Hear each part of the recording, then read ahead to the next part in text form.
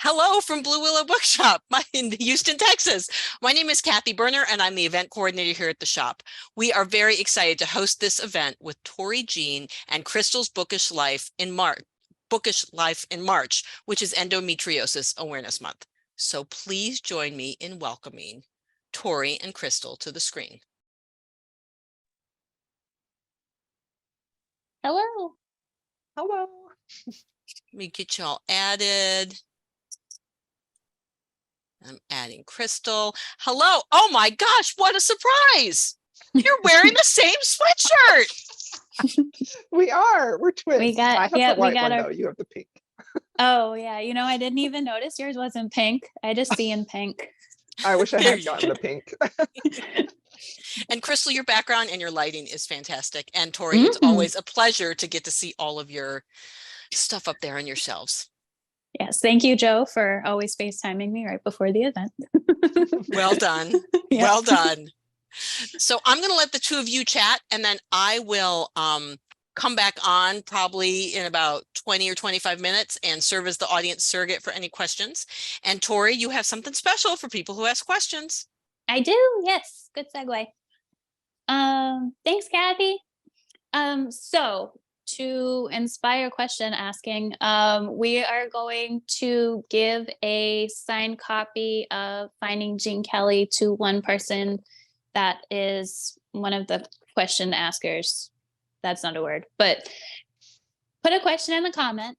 And then after the event, we will pick somebody and contact them for a copy of the new cover once it comes in of Finding Gene Kelly. It's a Yay. beautiful cover. I can't wait. I'm gonna have to order another one for my collection. It's so pretty. It is. It's so I know it's like bright on the phone, but it's like brighter in person, and that makes me happy. It fits the book so well.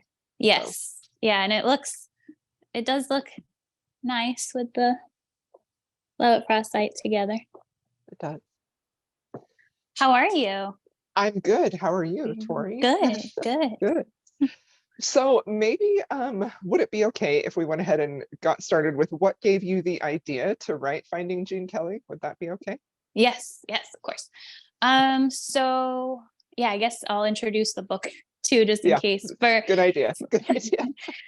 For those who don't know, so I wrote Finding Gene Kelly is my debut novel that came out in September. It features Evie, who is a woman with endometriosis who lives in Paris, and it's about her navigating Paris, endo, life, love throughout the book. Her childhood next door neighbor, Liam Kelly, who ends up kind of being more of a nemesis as her life progresses, ends up coming to Paris for work, and throughout his time there, they end up having to concoct a fake dating scheme, which is super realistic. And then they, for her brother's wedding, and in that time while they're in Paris, he suggests that they go on fake dates, and it just kind of follows them through that. And her kind of, I feel like when you're in a relationship or when you're starting to get in a relationship, a lot of the stuff when you have endometriosis that like maybe you kind of bury kind of comes to light a little bit more because you're starting to think about sharing your life with somebody, and like that means everything. So stuff that maybe she hadn't been giving thoughts to before, she suddenly confronted with. And so yeah, that is the book. And it kind of mirrored my own journey a little bit with my endo. I started writing the book in, I want to say 2017, to be honest, 2018. And in its first stages, it didn't have endo. But I started writing it because I had just finished my master's degree, and I had done an internship, and I realized that I couldn't work full time. And the doctors had told me to, given kind of the damage that had been done on my body, that working full time was probably not a career option for me. So Adam and I talked, and I had this fantastical dream that I never would have pursued personally if I had been, doing the practical stuff. of writing. So I started writing, and I started writing about Paris because being able to escape there, it's one of my heart places. Like it's part of my heart, because I studied abroad there in college, and I have a French degree. So I just wrote a book that happened in Paris so I could go to all of my favorite places. And then as my endo diagnosis kept going and getting closer to like fully understanding what was going on, I ended up adding the endometriosis into the book, because honestly, there were a few reasons. I was seeing it represented poorly in literature by people who didn't have it, and that annoyed me. And two, when I had, I just kind of started thinking back to all of my doctor's visits where I had been gaslit terribly and I didn't know any better. And I just wanted to be like, I want to start giving that voice. And it's kind of my FU to all the doctors, is to kind of spread awareness. And hopefully like hug and embrace people with endo too, because I felt really alone when I had started this whole thing. So that's the really long-winded way of saying, and now it's a book in here. So you started writing that book before you had your official diagnosis then, is that right? Yes. Yeah. Yep. And Yeah. so, and then at first it was an escape. So she didn't have pain. But there were like little bits of my life that are altered because of it, that when I was writing stuff in the book, people would be like, when they were reading it, like, oh, well, why doesn't she just do this? And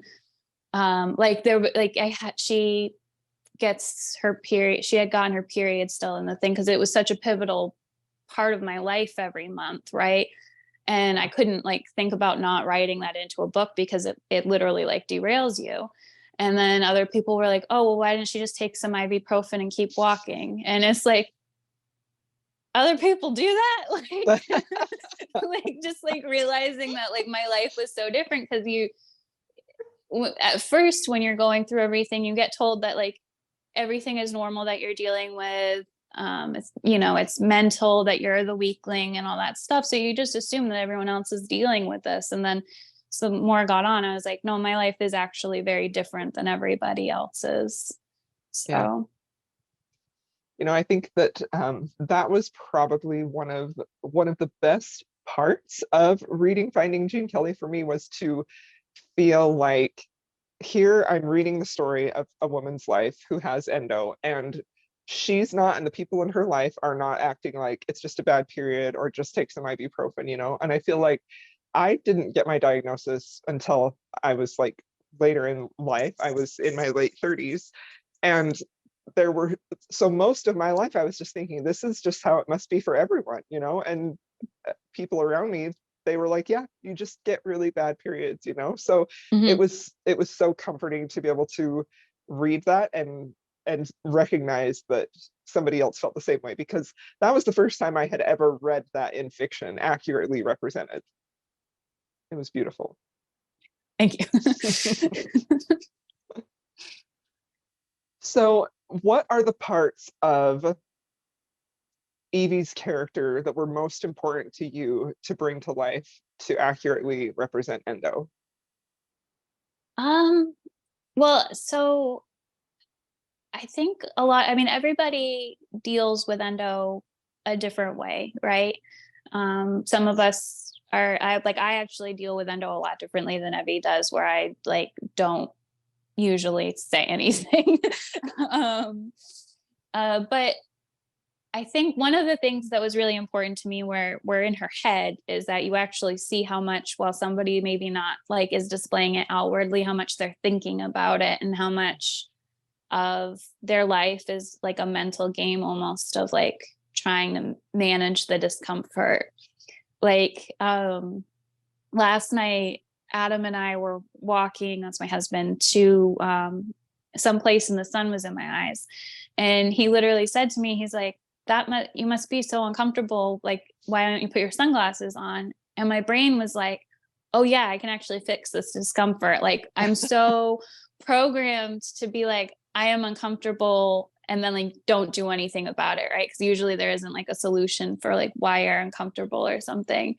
And so I didn't even register to like the solution of like let's fix it kind of deal. And I think showing her internal thoughts was really important with that, because you can kind of see that a lot of having endo is a mental game, and having, you know, you get mentally exhausted and you're using up your energy for that. So then when you're dealing with all the stuff that everybody else deals with, you know, parents and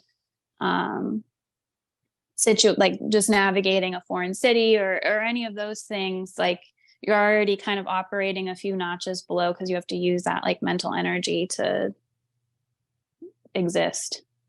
Yeah.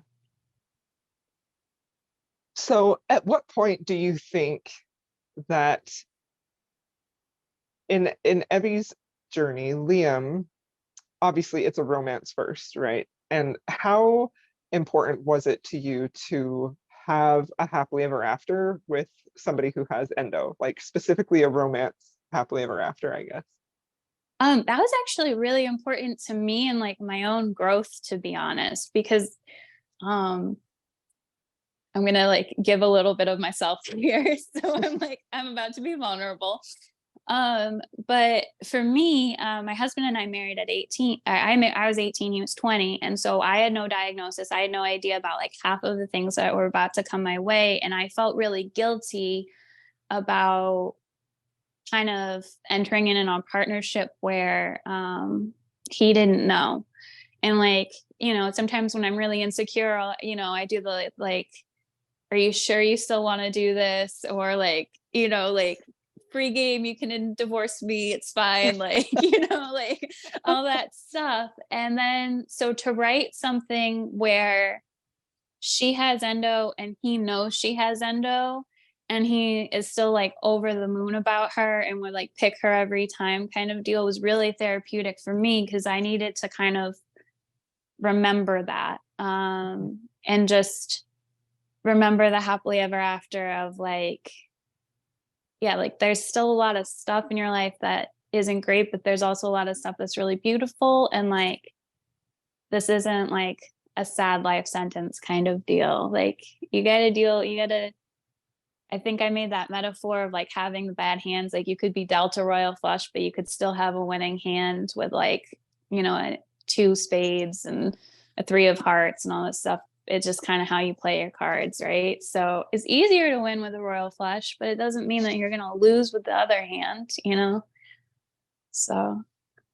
And that's something that I really loved about finding Gene Kelly, is that not only do we get to see, I mean, the moments where she is struggling and where she's definitely feeling, you know, she's having flare-ups, she's really down, but there are so many moments in your book where she's just filled with joy, you know, like she's finding the joy in everyday life. And I think that's something that can be hard when you're dealing with something that is so chronically painful and that affects your life in every single way. It can be hard to find the joy. And I think that for as much as finding Gene Kelly is so therapeutic and so true to the experience of having endo, the pain and the discomfort and the worry and the fear and the anxiety and the constantly second guessing yourself, or, you know, not wanting to tell other people, it's mostly just a joyful book. It's so joyful. So are there scenes that you wanted to make sure to include that highlighted that joy that she had? Definitely him wearing the, well, spoiler alert. Um, but like my big happy one is definitely the dancing by the Seine and the Gene Kelly costume. That is my like gift. Like, sorry, I gave you endo. Here's a man wearing a Gene Kelly costume. Like, apology to Evie. That's a good one. That's a 10 out of 10. Yeah. But yeah, just like even the little stuff, or just giving like Liam tiny stuff too, of just like when he turns on our heating pad and stuff. Like Adam does that all the time for me. When it turns off, he'll like bend down and turn it on, and it's just like those tiny little things are so sweet, and so like they just make me happy. I don't know. So, you know, be here. So yeah, that kind of stuff. Oh, I love that, because not only do we have like the most epic, joyful, happy time dancing, you know, but it is that it's full of those small gestures that say romance, that say happily ever after, the constant thought and concern that he has for her. And I think that's what would make this book specifically appeal to really anybody with a chronic illness, or anyone with any type of chronic condition, is seeing your partner, the person that you love and that loves you, just never ever feeling like it's hard to be with you, or it's hard to do the little things for you. Like, they're just joyful to take care of you, to do things to help and ease your discomfort. And I think, Mhm. I mean, he's one of my favorite book boyfriends for sure. Oh, thank you. I have a little bracelet that says I heart Liam on it. So yeah, That's perfect. Yeah. he's a sweetie. So because it is a fake dating relationship, is that like one of your favorite tropes, fake dating? It is. I don't know if it's my favorite to write, because I like jettisoned off of it pretty quick, of like, no, you're going to have real feelings. um but I do love a good fake romance. The Cheat Sheet by Sarah Adams is a really fun one. Like, I do love reading them. The Spanish Love Deception. I think Liam would appreciate, I have it down here somewhere. I think Liam would definitely appreciate another, like, Aaron Blackford, another man who doesn't quite know how to handle his love interest not liking him. So yeah, no, some of my favorite books are definitely fake dating. How about you? Yeah, fake dating is always a good one for me. I think because it sort of like hugs close proximity. Like, any Yeah. time where they have to be in close proximity, like that's just the best thing ever. So should we talk about favorite books, characters' favorite books now, or what should we? Yeah, we can go that Yeah, way. should we do that? Okay. Yeah. So we were thinking about some favorite books that the characters would love. And should we start with Evie? Yes. Or Yeah, just I have kind of, that one. yeah. Yeah, I'm Okay. like looking. I have the secret stack here. I don't know what my face does when I bend down though. I'm like so I think without a doubt, if you've read the book, you know Evie is a huge fan of Audrey Hepburn, but not a huge fan of Roman Holiday. And Sarah Adams has a whole What Would Audrey Do series. The first book is called When in Rome, and it is a wonderful, happy, like, this is like one of those books that when you're in a flare and you just want happiness and sunshine and low conflict, this is perfect. Sarah Adams' voice is like, I call her book serotonin, but I spell it Sareh. She is just like pure happiness and sunshine. This gives Roman Holiday the ending that people deserve. I know that's a controversial take. A lot of people do love the end of Roman Holiday, but and then her next book, Practice Makes Perfect, is Funny Face, which would be another one of Evie's favorite movies. So she would be down for that series, I think. Awesome. So what about Liam? What do you think some of his would be? Well, I had Spanish Love Deception for that. I think he would stan Aaron Blackford. Yeah. And then I think you had one as well. I did. I think that he would really relate to Josh from Josh and Hazel's Guide to Not Dating, from the Christina Lauren book. I think that he would relate to how much he pined after his love interest, and again the forced proximity and things like that. I think he would like that a good bit. I don't think I mentioned mine for Evie, but I kind of blew right past that. I'm sorry. But No, there you're good. is a book, Shattered Sea by Catherine Cowles. She's an independent author. And that book I think she would really like, because again, it's not necessarily fake dating, but she does have chronic pain, and I think that Evie would really relate to that. And it's a celebrity type of relationship with some suspense in there, which I don't know if Evie's a fan of suspense, but probably not quite as much as just straight romance. But Yeah, I don't know that she'd have the patience for that. She'd want to know. She would definitely be a last page reader, I think. Like she would flip to the end to see how to it see ends. how it and ended. then, Yeah. I love that. Okay, so when should we talk a little bit about our own journeys with endo? Like yeah, maybe yep, should we because do that? we're gonna be moving on to questions soon. Okay. Yeah, go ahead. No, I was just going to say, what are some things that you find comforting or that you do when you're in the middle of a flare up? I watched Gene Kelly, much to everyone's surprise. But I literally, like, I will curl up on the couch and I will watch an Audrey Hepburn or a Gene Kelly movie. I did not stretch myself for that element in the book at all. I have like a heating pad. I have a portable heating pad. I have a heated blanket for when the flare is more full body. I have a weighted heating pad, which is amazing. Those are absolute lifesavers. I cannot, yeah, I just barely got Yeah. one just this last year, and it was like, yeah. It just like hugs you. It's perfect. Yeah. Sometimes I read How to Endo by Bridget Hustwaite. This was written by someone with endo, and it's basically just like a nonfiction book about existing with endo. And it has stretches, it has tips, but it also just has kind of validation. So sometimes I just read the chapters where she's talking about her own struggles with endo and stuff, and kind of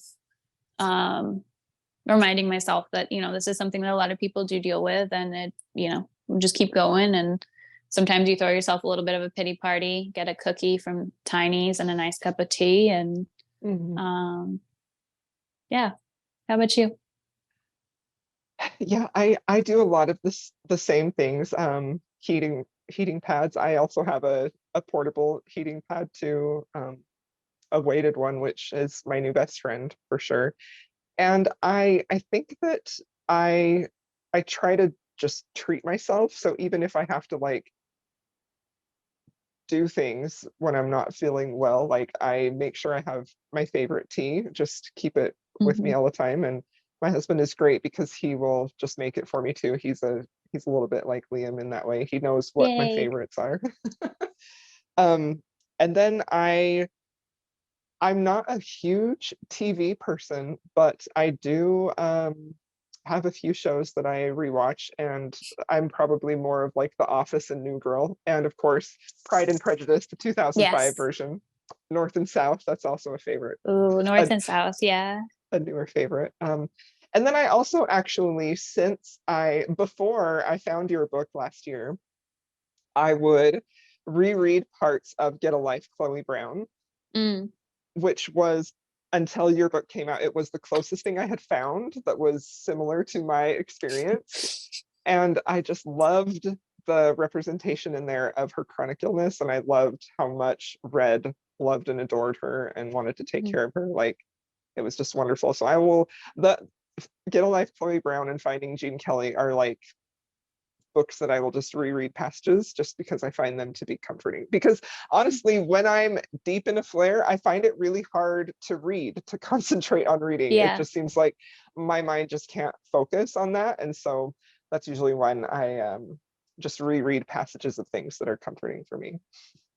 Yeah. And of course, I treat myself to cookies as well, or, you know, take out DoorDash. Good, yeah. And that book was really a big validating book for me too. And just I was starting to query when Get a Life, Chloe Brown came out, and just I was getting a lot of like, they don't want like joyous books with chronic illness. And to me, so that Talia Hibbett's voice in that is just like, sorry, my Boston accent came out with that saying her name. It was adorable. But yeah, she it was just great validation. So I really love her voice. Yeah. She's fun. I mean, I haven't read a thing from her I haven't loved yet, but that one is definitely my favorite. All right, Kathy, I think we're ready for questions if you want. Well, that was so fun. And I have a page full of comments and questions now. Hey. Why did okay. First of all, I do have to digress for just a minute. I'm going to do it now. So we're not like, people aren't like, oh, stop. Have you seen the new trailer? Have you seen the trailer from the new Chris Evans Ghosted movie? No. Okay. You need to see it because whenever I Okay. see Chris Evans, I think of you because you're both sassy people from Boston. So, and I know you're not from Boston, but you're from the Northeast and you can throw that accent out. But I'm just calling that to your attention. I even made John Berner watch it and he was like, okay, I might see that. It's got a very fun twist. Comment, I am glad you both are married to people who are such lovely caregivers. Yes. Makes me really happy. Definitely. Also, yay to cookies from Tiny's. If you live in Houston, you know what we're talking about. Okay. Amandeep would like to know the most difficult part of writing the book. That's a good question. Besides my self-doubt, of just like there are definitely days where I was just like, I shouldn't be doing this. I'm not good enough. Especially when I read Talia Hibbert. That was definitely one of those days. But I think too, having the flare scenes and like balancing that with having flare scenes in your own life. Sometimes that would get really heavy. And my friend Johnny, who also writes very heavy books that do cut personal, told me when I was starting to have a hard time with that to like balance it every time you like start feeling too many feelings to just write a fart joke. I cut a lot of fart jokes like right before I released the book because I was like, okay, I had too many feelings apparently because there were a lot of fart jokes that did not make the cut, no pun intended. So yeah. The pun just landed. So, and listening to both of you talk about your journeys with endometriosis, and then Torie, you're getting feedback when you're querying. I would observe that some people don't understand nuance, and that it is just as it's important to see a wide variety of life experiences, doesn't mean that you can't see or shouldn't see chronic pain, endometriosis, other physical ailments, other mental health issues. I'm not saying that endometriosis is a mental health issue. I'm just saying we should see those things, just like we should see all the other life experiences. And it's very easy for people to say, oh, that's sicklet, but it's not. It's just something that happens to you. And by using the word just, I'm not diminishing it. No, I'm saying, and that's, that's one of the frustrating things, especially in all the commentary on social media and in the news these days, is people won't see nuance. And this is nuance. Yeah. So well done to you, Crystal, for discussing it, and to you, Torie, for writing it. Thank you.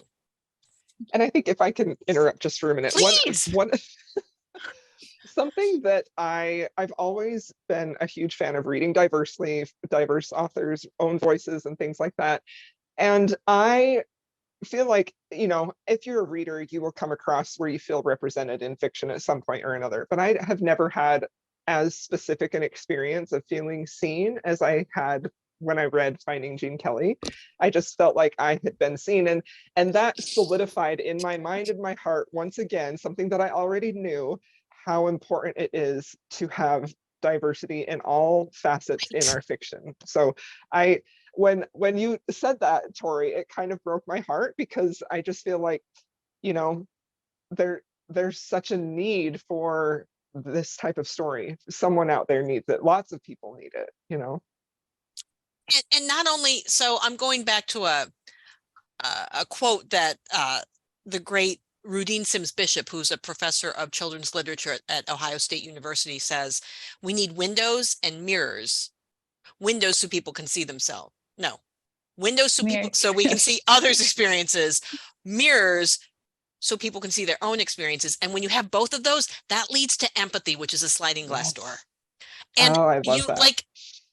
until I met Torie and until I read Finding Gene Kelly, I didn't know. And now I know. And that's better. My life is better because I know that, and I can be more empathetic and be more understanding. Yeah. Just because we can't see the illness doesn't mean it doesn't exist. And that is also such a great parallel with what you were saying about like mental health. Like endo is an invisible illness for a lot of time, but it is so debilitating and devastating, very similar to how mental health issues are. So I think, yeah, it's so hard for people to have empathy if they can't see something or have Yes. experienced it. And so then you have books like this where it's like you can be in this character's head for a minute and you can see what that's like. It's a beautiful thing. It is. And I was just scrolling on Instagram because I was looking for the One Direction boys who have things going on in their lives. But I came across the author John Green talking about physical pain. So he is, you know, I'm guessing he's close to 50. John, if you're watching this and you're not, I apologize. But he is starting I to, think the chances are low. I think the chances are low, but if he ever sees it, he's dealing with back pain. And he's like, it is like pain is silent, but my God, it's there all the time. Yeah. And I'm not equating his experience to your experiences, but it's important to remember that like pain can just, it's like a drop of water on ice or a drop of water even on stone, just building into that. And thank you for candidly discussing it. And thank you for allowing us to realize, not allowing us, but for reminding us that that exists. It's important. Yeah. Okay, going a little lighter for a second. Cool. Crystal, have you seen Singing in the Rain? Oh yes, I watch Okay. that with my mom all the time. It's still one of my favorite movies. Me too. And it's a movie that I watched as a child with my parents, and I watched as a parent with my children, and they loved it too. And I would not have expected that, but I think they kind of saw it as like another Mary Poppins. Yeah, because of all sure. the things. Okay, but favorite part of Singing in the Rain? Oh gosh. It doesn't have to be the favorite part, a favorite part. Well, I mean, I hate to be so obvious, but it literally is the singing in the rain part. Like, it's just such a beautiful performance. It's the way that he dances. I just cannot even handle it. It's just so yes, I'm going to be obvious, but that is absolutely my favorite scene. I could watch him do that dance all day long. I love about that part too that he has a fever in there. I think he was like 102 or 103, and he I might be bumping him up, he might have been 101, I don't know, but he had a fever. He didn't feel good, and you don't see it at all. It's like one of those like most joyful moments, and I think that was so like such a great metaphor for everything. Is it's like you don't know what anyone is dealing with, but like people can fake it pretty good. Like yeah, he just kept singing and dancing, So mine is Moses Supposes. Oh yeah. I mean, anytime I hear that, and now that is going to run through my head for like the next 4 days, and that's totally fine. I love that song, but can I tell you, every time that happens, I feel so bad for the speech therapist. Like, okay, yes, no, that is true. They are not nice to the speech therapist. That is true. It is not kind. I wasn't thinking about the visuals. I was just thinking about the song is great though. Yes, very fair point. Not kind. I think Donald O'Connor running up the wall is one of my favorites and make him laugh. Oh yeah. Oh gosh, yes. And like now there's so watch it again. There's so many great moments in it. Yeah. And like when I realized I made the connection between your publishing company, I lost my mind. Yeah, I like when people figure that one out. Oh my God. And because again, I can see Debbie Reynolds like all sunshiny at the top of that bus. Oh my God. That made me really happy. That brought me a ton of joy to see that. You talked about heart places. Mm-hmm. You talked about Paris being one of your heart places. Tell me another one, and Crystal, tell me a heart place. That's not too personal, but if you're willing to share. My other heart place is Portsmouth, New Hampshire, which also makes a cameo in the book. So There you go.